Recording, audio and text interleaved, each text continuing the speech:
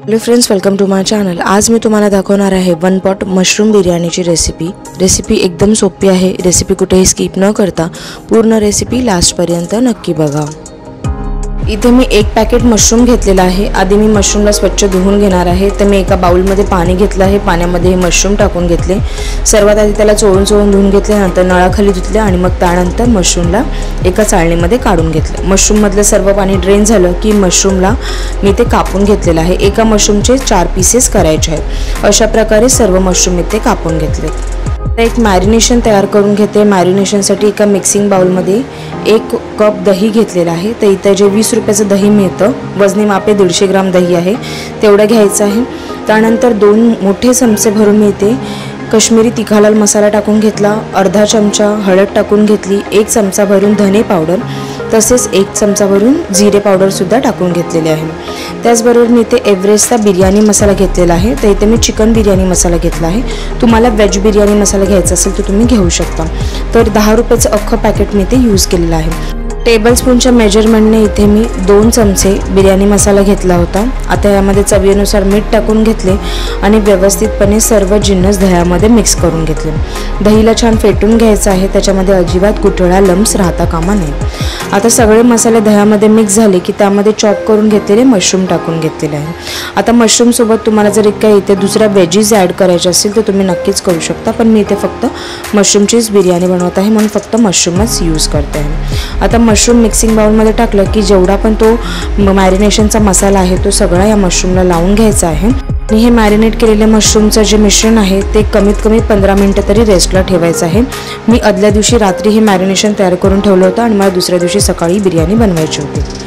तर आता मी इथे दुसऱ्या दिवशी सकाळी बिर्याणी बनवायला सुरुवात केली आहे। तर बिर्याणीसाठी इथे मी 2 वाटी बासमती राईस घेतलेला आहे, म्हणजे बिर्याणी बासमती राईस घेतला आणि ह्याला स्वच्छ 2-3 पाण्याने धुवून घेतलं आणि मग त्यानंतर 2 ग्लास पाणी टाकून या तांदळाला अर्ध्या तासासाठी भिजत ठेवलेलं आहे। आता मी बिर्याणी बनवायला सुरुवात करते आहे। एका टोपामध्ये इथे मी 3 ते 4 चमचे तेल तापत ठेवले आहे। तेल व्यवस्थित तापले की त्यामध्ये 1 चक्रफूल, 1 मसाला वेलची आणि 1 छोटा तुकडा दालचिनीचा टाकून घेतला, 2 तेजपत्ते टाकून घेतले, त्याचबरोबर 4 काळी मिरी टाकून घेतल्या, 3 ते 4 लवंगा टाकून घेतल्या आणि त्याचबरोबर 1 चमचा भरून जिरं टाकून घेतलेलं आहे। तुमच्याकडे जर का शाही जिरं असेल तर तुम्ही तेही टाकू शकता। आता हे जे सर्व खडे मसाले आहेत त्यांना व्यवस्थित तेलामध्ये अर्धा मिनिटभर चांगलं फ्राय करून घ्यायचं। आता गॅसची फ्लेम मीडियम ठेवली आणि त्याच्यामध्ये 2 मोठ्या आकाराचे स्लाइस केलेले कांदे टाकून घेतलेले आहेत। कांद्यांना मी इथे उभं आणि पातळ चिरलेलं होतं।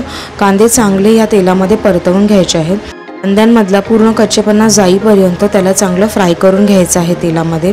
आता कांदे थोडासा हलका ब्राऊन कलरचा व्हायला लागला की त्यामध्ये मी 1 चमचा भरून अद्रक लसूणची पेस्ट टाकून घेतलेली आहे।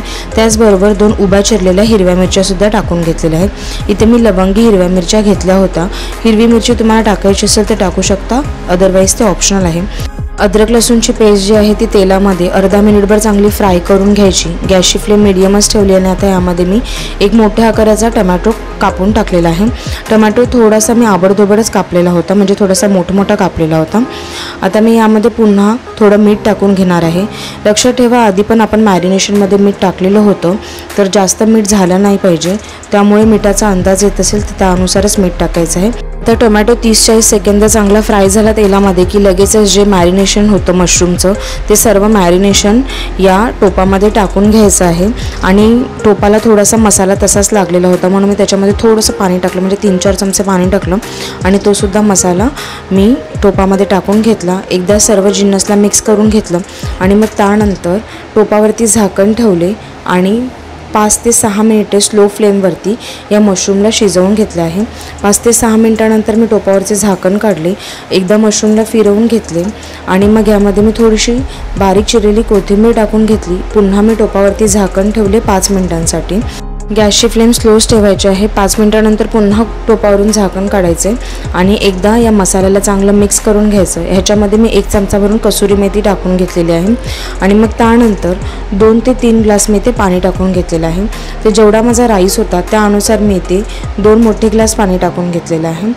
पाणी मसाल्यामध्ये मिक्स करून घेतलं। गॅसची फ्लेम आता मीडियम ठेवली आणि भिजत ठेवलेल्या तांदळामधून सर्व पाणी काढून घेतलं. त्याच्यातलं सर्व पाणी निथळलं की मग ते जे तांदूळ आहेत ते या मसाल्यामध्ये चांगले मिक्स करून घेतले आणि ह्याच्यावर थोडंसं मी इथे बटर टाकून घेतलेलं आहे. म्हणजे वजनी मापे 1 चमचा बटर टाकून घ्यायचं आणि त्यानंतर थोडीशी कोथिंबीर टाकायची. एकदा हे सर्व जिन्नस चांगले मिक्स करून घ्यायचे आणि मग थोडासा भाताला असा घट्टसरपणा आला की मग गॅसची फ्लेम एकदम स्लो करायची.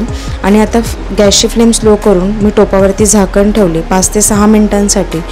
टोपावरचे झाकण काढले 5 ते 6 मिनिटांनी. एकदा राईसला चेक केलं. आता तांदूळ भिजत ठेवल्यामुळे हा राईस थोडासा लवकर कुक झालेला आहे. तर इथे 90% राईस रेडी झालेला होता. मी याच्यावर थोडीशी कोथिंबीर टाकली, पुन्हा टोपावरती झाकण ठेवलं आणि आता मी गॅसवरती पहिला तवा ठेवून घेतला. गॅसची फ्लेम हाय केली, तव्याला चांगलं गरम करून घेतलं. त्याच्यावरती टोप ठेवला. 10 मिनिटे हाय फ्लेमवरती, 5 मिनिटे स्लो फ्लेमवरती या राईसला चांगलं दम देऊन घेतलं. 15 मिनटं उलटल्यानंतर गॅसची फ्लेम बंद केली, टोपावरचं झाकण काढलं आणि एकदा राईस चेक केला तर हा जो 1 पॉट बिर्याणी आहे ती ते पूर्णपणे रेडी झाली होती खाण्यासाठी. एकदा मी ह्या बिर्याणीला चांगलं मिक्स करून घेतलं. मग गरमागरम बिर्याणी प्लेटमध्ये सर्व केलेली आहे. आता ही 1 पॉट बिर्याणी झटपट बनणारी आहे. त्याचबरोबर तुम्ही हिला कोशिंबिरीसोबत खाऊ शकता, पापड लोणच्यासोबत खाऊ शकता. खाण्यासाठी एकदम उत्तम आणि डिलिशियस अशी लागते. तसेच झटपट बनणारी ही रेसिपी आहे. तर ही 1 पॉट मशरूम बिर्याणीची रेसिपी जर तुम्हाला आवडली असेल तर घरात रेसिपी नक्की ट्राय करून बघा. कशी बनते ती मला कॉमेंट सेक्शनमध्ये नक्की सांगा. चॅनलला लाईक, शेअर, सबस्क्राईब करायला विसरू नका. थँक्यू.